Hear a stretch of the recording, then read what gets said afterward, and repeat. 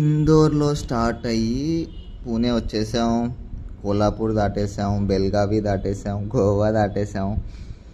ఇప్పుడు ఉన్నాం we are in Udupi.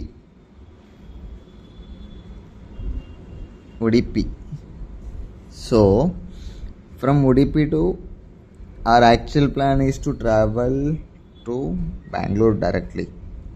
It is 393 kilometers and 10 hours journey.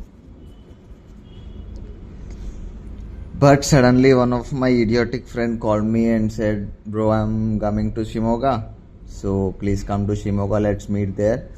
And there is a marriage event and there are nearly 40 of his friends are coming to that marriage. I don't know what those many people are doing there, but he said we'll have a lot of fun. So now plan changed to Shimoga. Yeah, dude, we are